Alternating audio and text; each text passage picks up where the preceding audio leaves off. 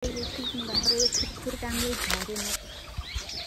यहाँ दिदीले जुरुक्क उठाएर भर्खर उठेँ म उठाएर लिची टिप्न जाम भनेर ल्याउनु भएको छ।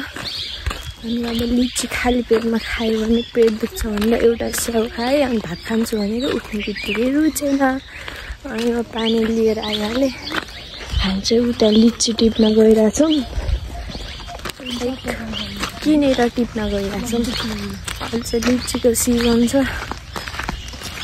स्याडली हाम्रोमा चाहिँ सबै फलफुल छन् तर लिची छैनन्। छ न त तर सानो छ, ठुलो भएको छैन। त्यही भएर हामी किन्न गइरहेछौँ। लिची हन्टिङमा गइरहेछन् यो दुईटा गाइजहरू पनि। एउटा हेर्नुहोस् गाइजहरू प्लिज लजाउनु भएको हाम्रो भाउजू फेरि एकदम लजाउनुहुन्छ कि जस्तै लजाउनुहुन्छ मभन्दा पनि धेरै। हामी यो टिप्ने भनेर आएको थियौँ। उतापट्टि साइडमा चाहिँ पुरै रातो देखिन्थ्यो तर यहाँबाट त हरियो रहेछ।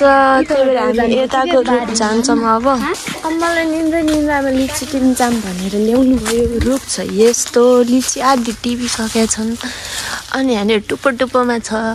यो हामीबाट होला जस्तो छैन यो कार्यक्रम। गुलियो छ भाउजू पानी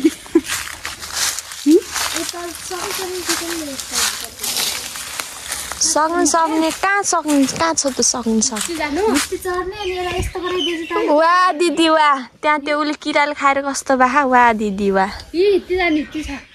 वा भाउजू वा, हित्ती जाने गरे है, हित्ती जाने रे, हित्ती त तिर्ती।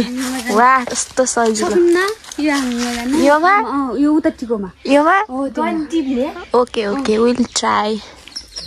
हामी जाने तयारीमा छौँ। अब पहिला एउटा खान्छु। लाउनु त यता देखाउनु मलाई। हरियोवाला खानु पर्यो। किरा हुने रहेछ यार। हुन्छ नि पहिला हेर्नुपर्छ। के लाग्यो भन्छ नि ढुङ्गा लाग्यो भने जस्तै। मेरो मलाई अड्दैन क्या त्यहाँ हाल्नु खजान्छ। लाज शरम भन्ने केही छैन नि। 11 बजी उठ्ने मान्छे म। अब सम्झाउनु ऊ त्यो मात्र रहेछ फेरि त्यो हाङ्गामा कति किलो नपुग्या। कमिला खान यिनले टोक्यो भने चाहिँ के होला कि हालत यार।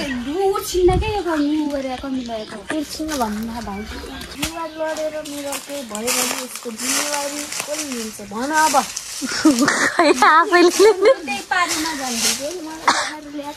हिँड त यस्तरी गइरहेको छु नि म कहाँ सक्छु। दिदी भएर हुन्छ कहिले चढ्न तर भाँचिन्न क्या त्यो माथि अन्त त्यो माथि कति सजिन्छ बसेर टिभी माथि।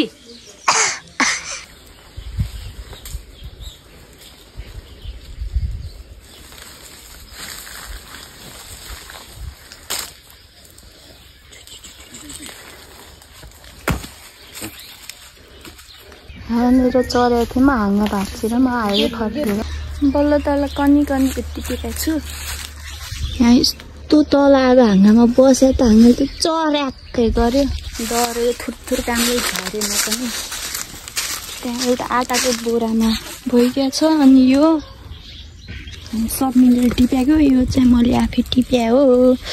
यो म आफै खान्छु। यति खायो भने त म बिरामी भइहाल्छु होला भनेर भन्न मिल्दैन। अब तौलने के लिए सबै निकाल्नु पर्छ। होसियार हो गयो। अब यिनलाई घर लगेर यस्तरी झुन्डाएर मैले एउटा गरेर टिपेर खाने भने तर यस्तरी धेरै चढ्छ अरे टिप्नु पर्छ अरे।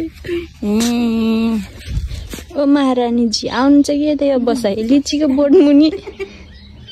योवाला लिची टिपेर थोरै मात्रै छ, अब धेरै छैन। अर्को रुख छ। See you next time bye bye भन्ने कहाँ अर्को दिन देखाउँला भइगयो।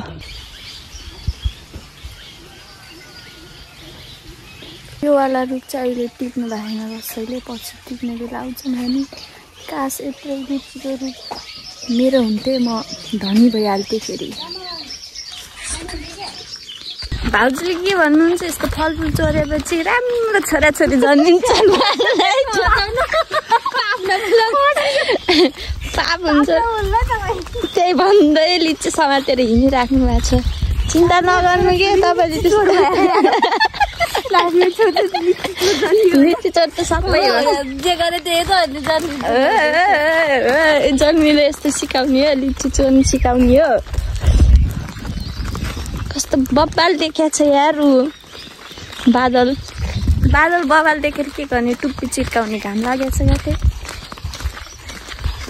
ल अब हामी त के भन्ने तपाईँले त खानुभयो नि म त भात खान्छु मेरो त भर्खर दिनको सुरुवात हुँदैछ भात खान्छु फेरि लिची खान्छु अनि त्यस पछाडि फेरि सुत्छु फेरि उठ्छु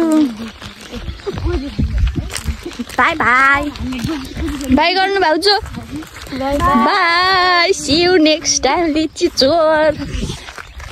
चोर मलिना यो